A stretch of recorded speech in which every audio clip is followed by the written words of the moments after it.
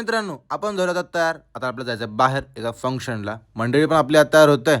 आता आम्ही निघतोय सरळ फंक्शनकडे. बघा, फंक्शन आहे आपला बाहेर ठिकाणी, म्हणजे एका हॉलवर बुक केला आणि तेही आहे आज आमची फ्रेशर्स पार्टी ज्युनियर्सची. आज आपल्याला फक्त आरामच आहे, कारण आपली मंडळीनं काम घेतलं होतं, 3rd JNMच्या मंडळीनं. मग काय धिंगाणा होणार आपला भाऊ बहिणीसाठी काय काय करतो ते बघा तुम्ही. बाकीची सगळी पोरं जमली होती आणि सगळी पोरं बघा शेवटी बसली होती. आता शेवटी पोरं बसली आहेत म्हणजे धिंगाणा होणार. नियोजन एक नंबर केलं होतं बघा 3rd JNMनी. आता हळूहळू सिनियर ज्युनियर एकत्र आलेत. आता प्रोग्रामची सुरुवात झाली आहे आणि धिंगाणा किती होणार समोर ते तुम्ही बघणारच आहात. बघा, प्रोग्रामला तर झाली सुरुवात आणि मंडळी फुल एन्जॉय करते.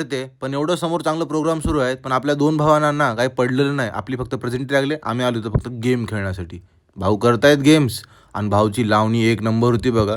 एक ज्युनियर होते बघा इथं आपली. गाण्याचं पण नियोजन एक नंबर केलेलं होतं, पण आपला नंबर कधी येईल माहिती नाही. तोपर्यंत म्हणलं निखिल सोबत एन्जॉय करू आपण. भाऊचा काय रॅम्पॉक होतं बघा. भाऊचं कॉन्फिडन्स लेवल ना एक नंबर. इकडे समोसा भेटला यांना, पण एका व्यक्तीला ना समोसा बघून का पाणी सुटलं होतं बघा. आणि ती ही व्यक्ती आहे बघा, ती समोर भाऊ आपला काय फ्लेक्स मारतो एकदम भारी. आणि भाऊचा कॉन्फिडन्स आणि एनर्जी एक नंबर. समोर आपल्याला काही होय नाही हो, पण आपल्याला एन्जॉय फुल करायचं आहे. आणि यांच्या एन्जॉयमेंटसाठी आपली मंडळी फुल कष्ट करायला ती बघा. इकडे स्टेजवर जायला चान्स नाही, पण आम्ही कुठेही डान्स करू शकतो हे आम्ही सिद्ध करून दाखवलं. काही परफॉर्मन्स एक नंबर आहे, पण जो समोरचा परफॉर्मन्स आहे एक नंबर.